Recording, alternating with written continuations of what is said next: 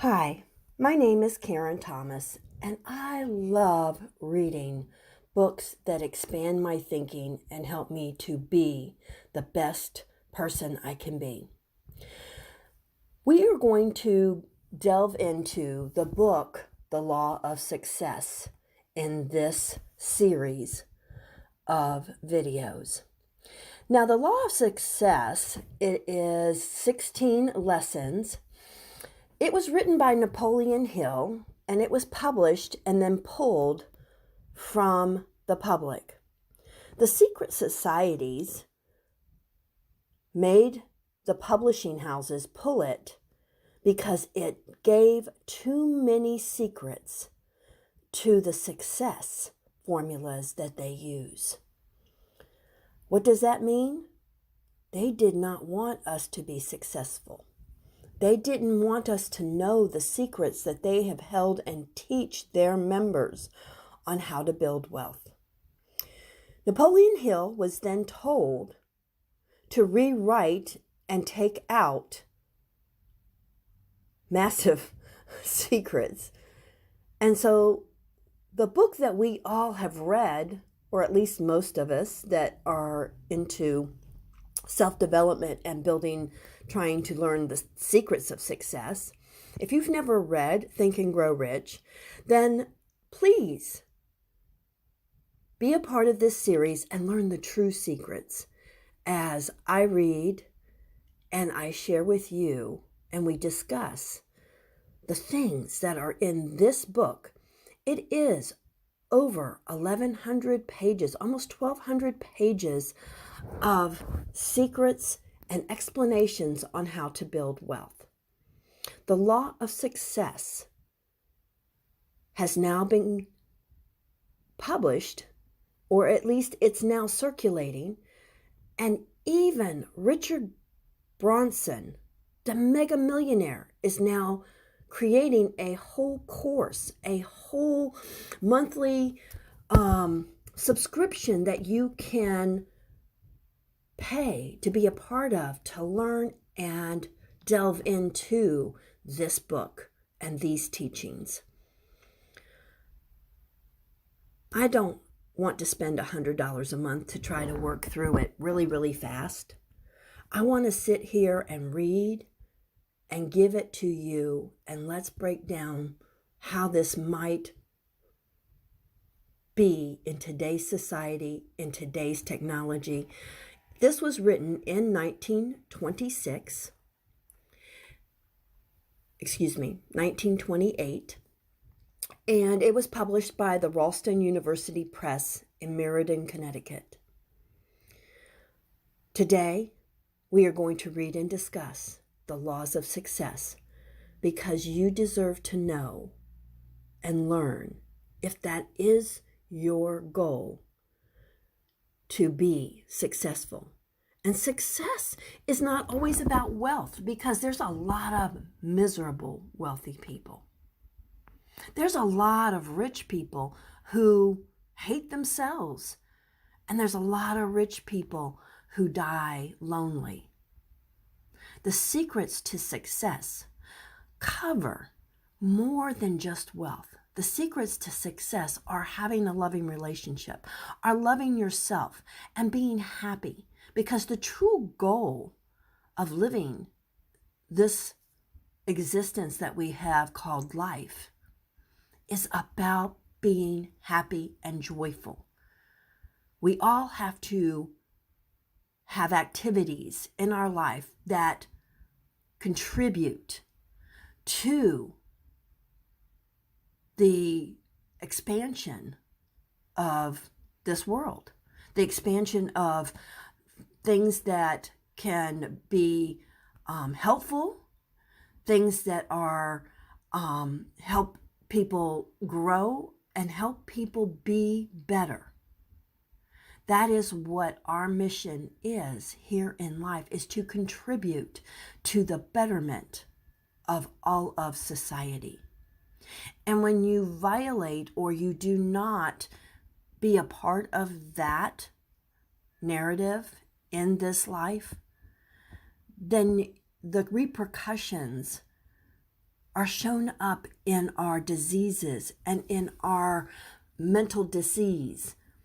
So let's learn how we can expand and contribute and bring joy to those around us and have success, not just in wealth, but in happiness, abundance in prosperity, abundance in joy. That is the goal. So I appreciate that you want to be on this journey with me. I have not read this book, so this is my delving into it because I was able to get a manuscript, and I can't wait to share these chapters with you. We shall begin. The Law of Success in 16 Lessons. Teaching for the first time in the history of the world the true philosophy upon which all personal success is built. By Napoleon Hill, 1928, published by the Ralston University Press, Meriden, Connecticut. It is copyrighted 1928 by Napoleon Hill, all rights reserved. Of course, since I am reading this and we are having discussions on it, I still give credit because this is the teachings of Napoleon Hill. It was printed in the USA. General Introduction to the Law of Success course by Napoleon Hill. He dedicated this book to Andrew Carnegie, who suggested the writing of the course, and to Henry Ford, whose astounding achievements formed the foundation for practically all of the 16 lessons of the course, and to Edwin C. Barnes, a business associate of Thomas A. Edison, whose close personal friendship over a period of more than 15 years served to help the author, Napoleon Hill, carry on in the face of a great variety of adversities and much temporary defeat met in the organizing the course.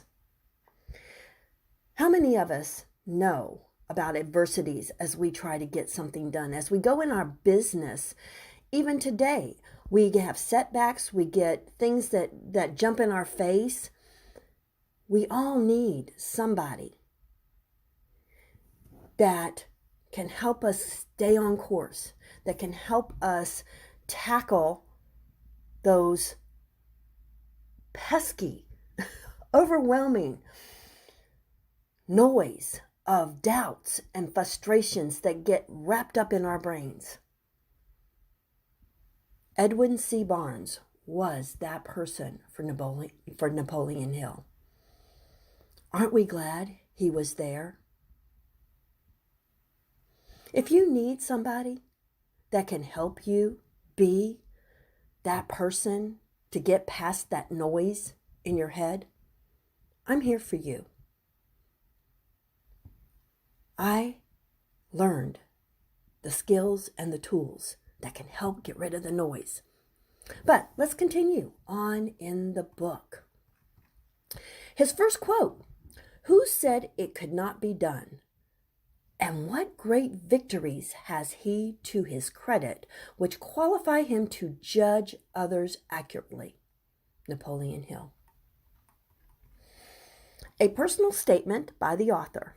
Some 30 years ago, a young clergyman by the name of Gonzalez announced in the newspapers of Chicago that he would preach a sermon the following Sunday morning entitled, "What I Would Do If I Had $1 Million."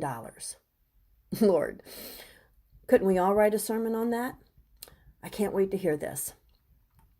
The announcement caught the eye of Philip D. Armour, the wealthy packing house king who decided to hear the sermon. In his sermon, Dr. Gonzalez pictured a great school of technology where young men and young women could be taught how to succeed in life by developing the ability to think in practical rather than theoretical terms, where they would be taught to learn by doing. If I had $1 million, said the young preacher, I would start such a school. After the sermon was over, Mr. Armour walked down the aisle of the pulpit, introduced himself, and said, "Young man, I believe you could do all you said you could, and if you will come down to my office tomorrow morning, I will give you the $1 million you need." There is plenty of capital for those who can create practical plans for using it. That was the beginning of the Armour Institute of Technology, one of the very practical schools of the country. The school was born in the imagination of a young man who never would have been heard of outside of the community in which he preached had it not been for the imagination plus the capital of Philip D. Armour. Every great railroad and every outstanding financial institution and every mammoth business enterprise and every great invention began in the imagination of some one person. That could be you. There is no shortage of things that haven't been created yet. There is an abundance. Can you use your imagination and start opening up the path to letting it fall into your head? Okay, on with the story. F.W. Woolworth created the 5 and 10 cent store plan in his imagination before it became a reality and made him a multimillionaire. Now, some of you may not remember Woolworths. I used to shop there, well, my mom shopped there when I was a kid. It was always the most fun place to visit.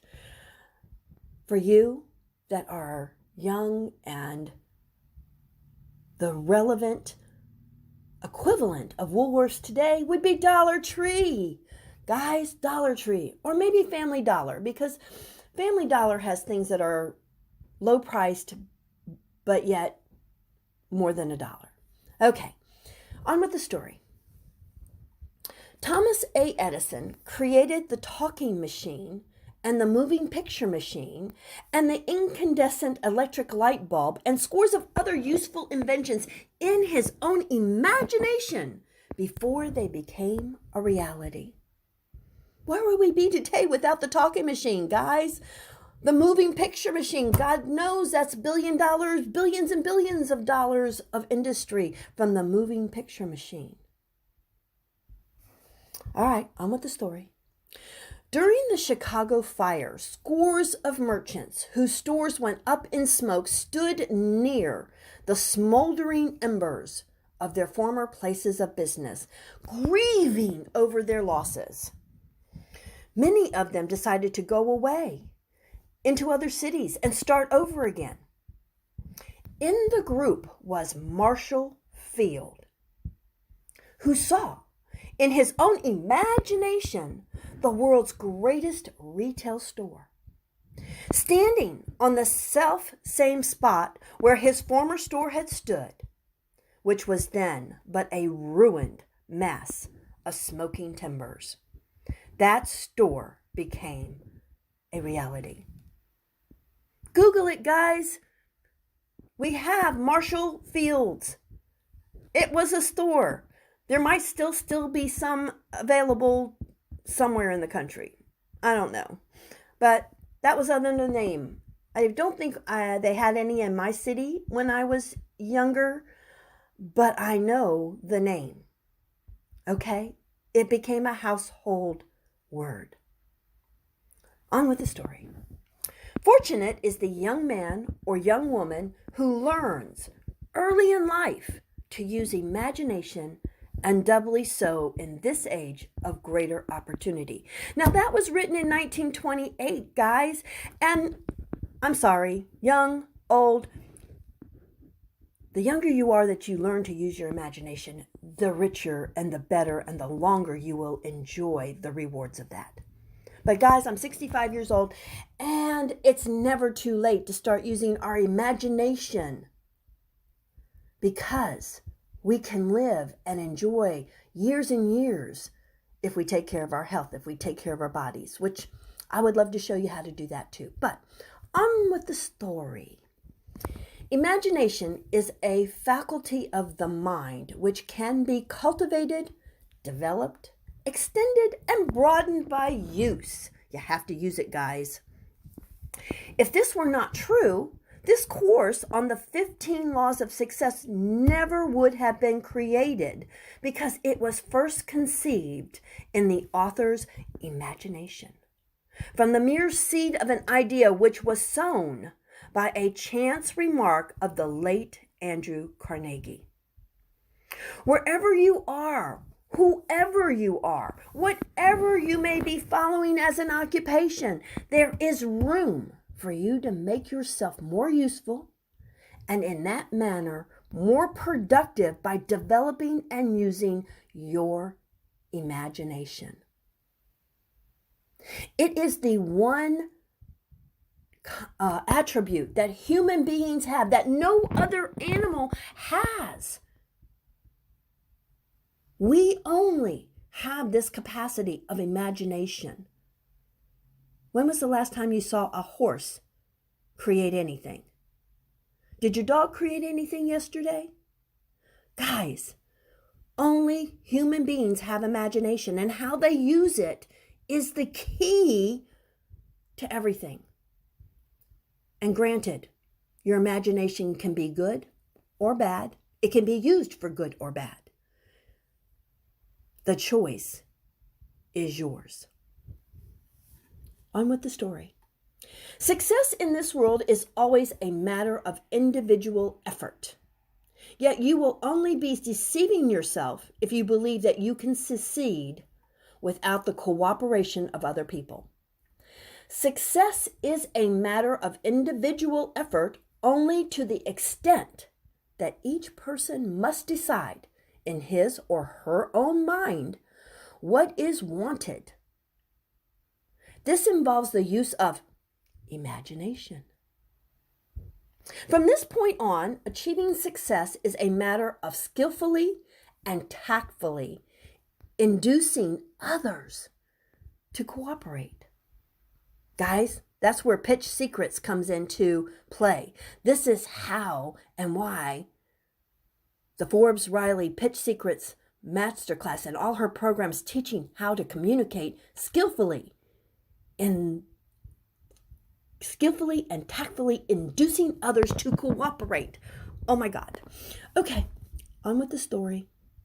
Before you can secure cooperation from others, nay, before you have the right to ask for or expect cooperation from other people, you must first show a willingness to cooperate with them. For this reason, the 8th lesson in this course, the habit of doing more than paid for, is one which should have your serious and thoughtful attention. Guys, did you hear that? The habit of doing more than paid for. God, that is almost like a sin in this world today. Lord forbid that we ever do more than we are paid for. Okay, on with the story. The law upon which this lesson is based would, of itself, practically ensure success to all who practice it in all they do. In the back pages of this introduction, you will observe a personal analysis chart in which 10 well-known men have been analyzed for your study and comparison. Observe this chart carefully and note the danger points, which mean failure to those who do not observe these signals. Of the 10 men analyzed, 8 are known to be successful, while 2 may be considered failures. Study carefully the reasons why these 2 men failed. Then study yourself. In the 2 columns which have been left blank for that purpose, give yourself a rating on each of the 15 laws of success at the beginning of this course. At the end of the course, rate yourself again and observe the improvements you have made. Now, guys, I will create this form and I will make it available. So check in the description and access that if you were serious about learning the laws of success. On with the book. The purpose of the Law of Success course is to enable you to find out how you may become more capable in your chosen field of work.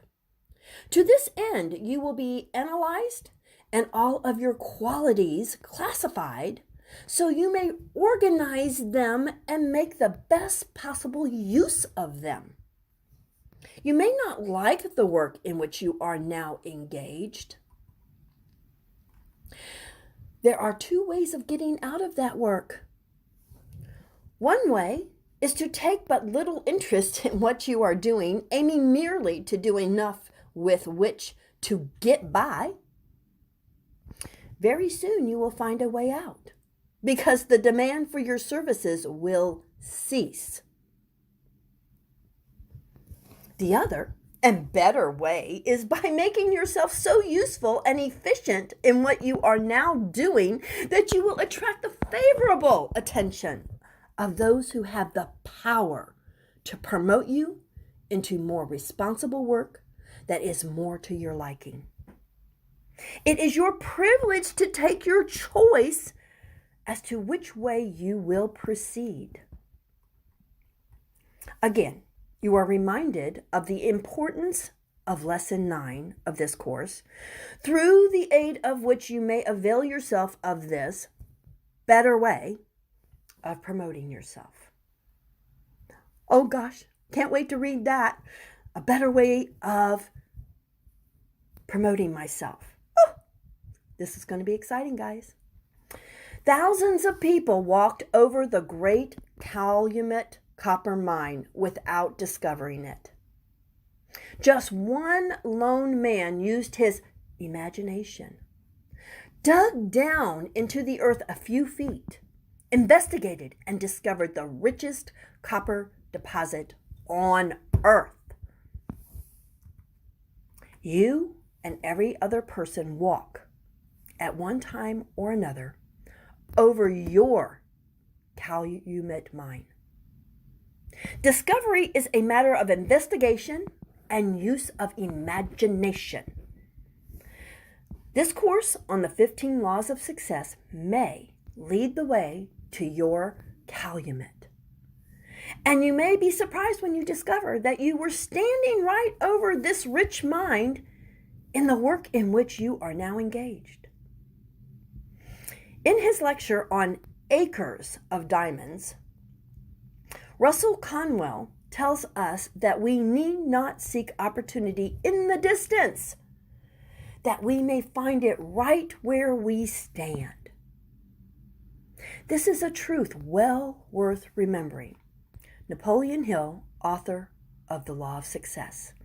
That is his introduction, guys. And gosh, was it packed with so much information. Now, he has a couple of quotes that we can hear before I close out this section of the thing. Well, maybe I should read the content so you can understand all of the different chapters that we are going to go through. And so that is, maybe we'll continue just a little bit further. Okay? So the author's acknowledgement of help rendered him in the writing of this course. This course is the result of careful analysis of the life work, of over 100 men and women who have achieved unusual success in their respective callings. The author of the course has been more than 20 years in gathering, classifying, testing, and organizing the 15 laws upon which the course is based. In his labor, he has received valuable assistance either in person or by studying the life work of the following men: Henry Ford, Thomas Edison, Harvey S. Firestone. Gosh, these are all people that we have grown up hearing about. And he talked to all these people personally. Let's continue. Charles M. Schwab, Woodrow Wilson, Darwin P. Kingsley, William Wrigley Jr. Oh, he was the gum king. A.D. Lasker, E.A. Filing, James J. Hill, Edward Bach, Cyrus H.K. Curtis, George W. Perkins, Henry L. Daugherty, George S. Parker, Dr. C.O. Henry, General Rufus A. Ayres, Judge Elbert H. Gary, William Howard Taft, Dr. Elmer Gates, John W. Davis, Captain M. George Alexander, to whom the author was formerly an assistant. That means he worked for Alexander, George M. Alexander.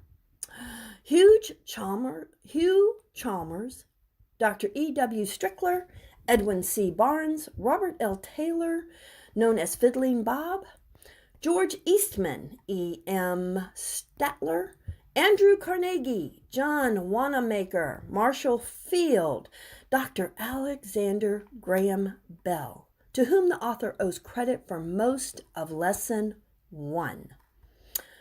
Samuel Insull, F.W. Woolworth, Judge T. Wright, one of the author's law instructors, Elbert Hubbard, Luther Burbank, O.H. Harriman, John Burroughs, E.H. Harriman, Charles B. Steinmetz, Frank Vanderlip, Theodore Roosevelt, William H. French. Of the men named, perhaps Henry Ford and Andrew Carnegie should be acknowledged as having contributed most toward the building of this course, for the reason that it was Andrew Carnegie who first suggested the writing of this course, and Henry Ford whose life work supplied much of the material out of which the course was developed. And we all know that Ford still stands today.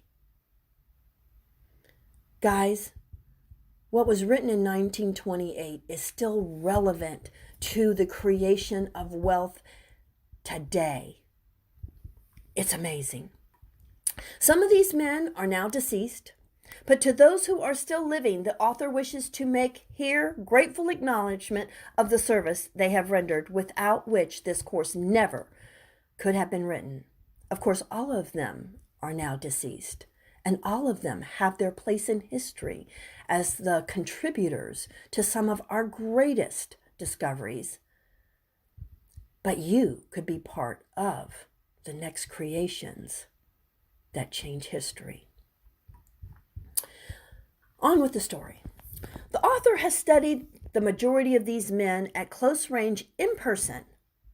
With many of them, he enjoys, or did enjoy before their death, the privilege of close personal friendship, which enabled him to gather from their philosophy facts that would not have been available under other conditions. The author is grateful for having enjoyed the privilege of enlisting the services of the most powerful men on earth in the building of the Law of Success course.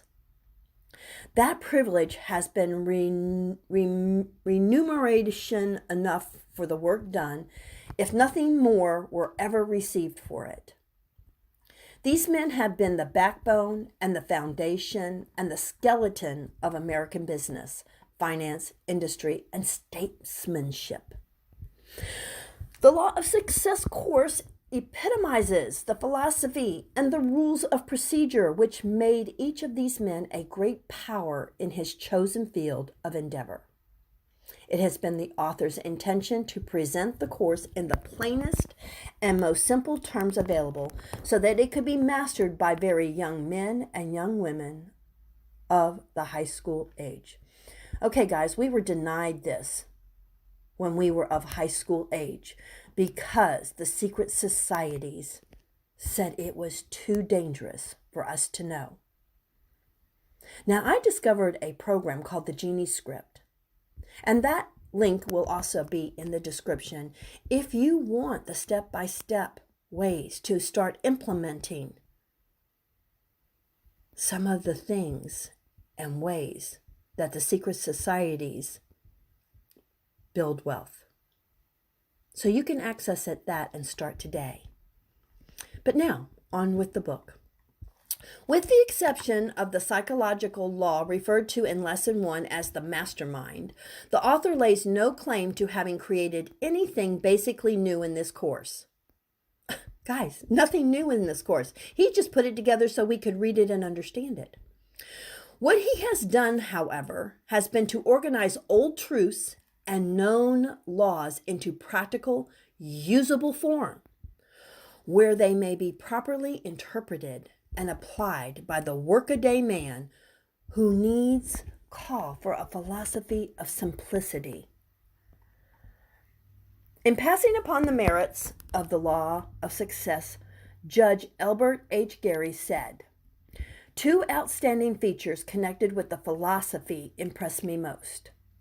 One is the simplicity with which it has been presented, and the other is the fact that its soundness is so obvious to all that will be immediately accepted. The student of this course is warned against passing judgment upon it before having read the entire 16 lessons." So guys, stick with me as we go through the 16 lessons together. On with the book. This especially applies to this introduction, in which it has been necessary to include brief reference to subjects of a more or less technical and scientific nature. The reason for this will be obvious after the student has read the entire 16 lessons. You can't stop with just 1 or 2 lessons, guys. It's not practical. You have to stick with me for all 16. Okay, on with the book. The student who takes up this course with an open mind and sees to it that his or her mind remains open until the last lesson shall have been read will be richly rewarded with a broader and more accurate view of life as a whole. Contents of this introductory lesson. Okay, guys, this is the table of contents. The first, power. What is it and how to create and use it? The second is cooperation, the psychology of cooperative effort and how to use it constructively. 3, the mastermind, how it is created through harmony of purpose and effort between 2 or more people. 4, Henry Ford, Thomas A. Edison, and Harvey S. Firestone, the secret of their power and wealth.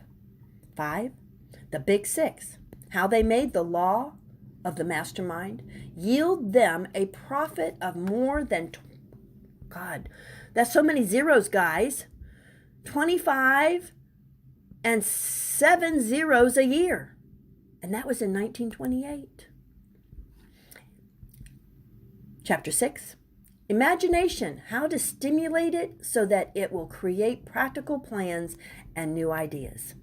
7, telepathy, how thought passes from one mind to another through the ether.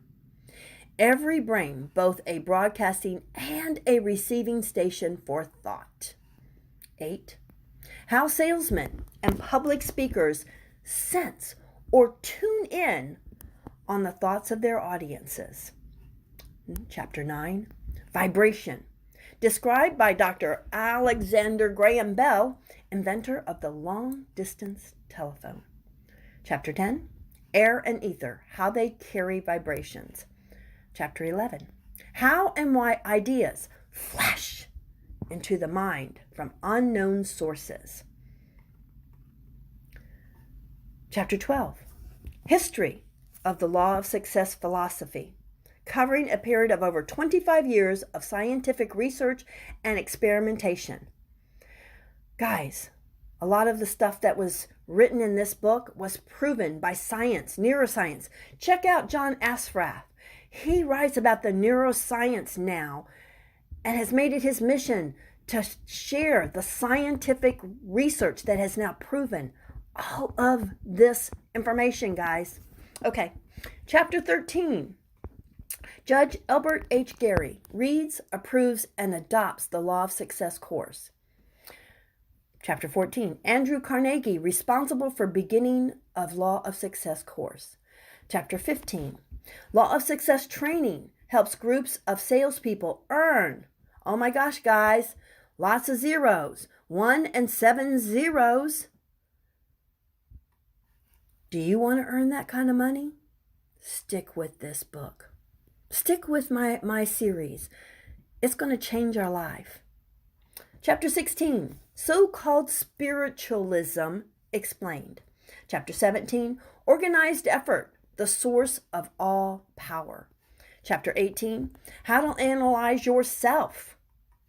Chapter 19, How a Small Fortune Was Made from an Old, Worked Out, Worthless Farm. Chapter 20, There's a gold mine in your present occupation if you will follow directions and dig for it. Chapter 21, There's plenty of ready capital for development of any practical idea or plan you may create. I follow Peter Sage, and he teaches how to start a business without any money because there's plenty of ways to get the capital without you investing in it yourself. Peter Sage, he's amazing. I'm going to his business school training next month. All right, chapter 22, Some Reasons Why People Fail. Chapter 23, Why Henry Ford is the most powerful man on earth and how others may use the principles which give him his power. And just to let you know, Henry Ford was a member of the secret societies. Chapter 24, Why Some People Antagonize Others Without Knowing It. Chapter 25, The Effect of Sexual Contact as a Mind Stimulant and Health Builder. Chapter 26, What Happens in the Religious Orgy Known as the Revival. Chapter 27, What We Have Learned from Nature's Bible. Chapter 28, Chemistry of the Mind, How It Will Make or Destroy You. Chapter 29, What is meant by the psychological moment in salesmanship. Chapter 30, The Mind Becomes Devitalized, How to Recharge It. Chapter 31, The Value and Meaning of Harmony in All Cooperative Effort. Chapter 32, Of What Do Henry Ford's Assets Consist? The answer. Chapter 33, This is the Age of Mergers and Highly Organized Cooperative Effort. Guys, this was 1928. Do we still have that today? Nothing changes, guys. Everything just keeps repeating with different players, different companies, different everything, but it's all applicable. I can't wait to get into the rest of this. Chapter 34. Woodrow Wilson had in mind the law of the mastermind in his plan for a League of Nations. Chapter 35. Success is a matter of tactful negotiation with other people. Negotiation. We cringe at that word of negotiation. But guys, it's all about compromise. It's all about how to get win-win. It's all about communication. Okay, chapter 36. Every human being possesses at least two distinct personalities, one destructive and one constructive. Guys, it's always a choice. Which one are you using? I can't wait for that chapter. Chapter 37, education, generally misunderstood to mean instruction or memorizing of rules. It really means development from within of the human mind through unfoldment and use. Chapter 38, two methods of gathering knowledge through personal experience and by assimilating the knowledge gained through experience by others. Chapter 39, personal analysis of Henry Ford, Benjamin Franklin, George Washington, Abraham Lincoln, Theodore Roosevelt, William Howard Taft, Woodrow Wilson, Napoleon Bonaparte, Calvin Coolidge, and Jesse James. We know all these names, guys. I can't wait for that chapter. Chapter 40, authors after the lesson visit. Guys, there's going to be 40 of us, 40 videos, 40 editions, 40. Stay with me. I can't wait. This is going to be so exciting. All right, here's another quote before we wrap this up. Time is a master worker that heals the wounds of temporary defeat and equalizes the iniquities and rights the wrongs of the world. There is nothing impossible with time. All right, the law of success, lesson 1, the mastermind. That will be our next video. We are up to page 17 of 1,170 pages. Stick with me, guys. I can't wait to have this unfold. I have read Think and Grow Rich. If you haven't, there's audiobooks. Get the book. If you want to skim through the simplified, edited of Secrets book. If not, stick with me as we delve into the chapters of the Law of Success course. If you are enjoying this series, please subscribe, like my page. I look forward to bringing us great works, great ideas, and ways that we can develop the skills and the knowledge to take us to the heights never seen before. In this day and age, so much is available, but taking the time to learn it, apply it, and make it a habit will be the difference between your success and your failure. I have been in the self-development world all of my life, having ADHD and feeling like a total misfit, failure, stupid person. I have searched and read so many great authors that have taken me step by step through the process to eliminate the doubts, the fears, and the noise that was between my ears. For the true way right this minute that you can start on that path, no matter where we are in this book, is by going to the link for the Genie script. Creating your best life now. That is how you start. So simple. It's so affordable. I was blown away by this program and what it shares with you that is all encompassed in this book. So, looking forward to our next chapter. Thank you. I appreciate you. And I look forward to us being successful and on the mountaintop together. Hi, my name is Karen Thomas. But guess what? That is not important. What's important is your success online. I can help you start a successful, thriving business online, no matter how many times you have failed. If you have a desire to win, you can. All you need is Wi-Fi, a laptop or desktop, and be able to follow simple directions. Reach out to me and I can show you exactly how.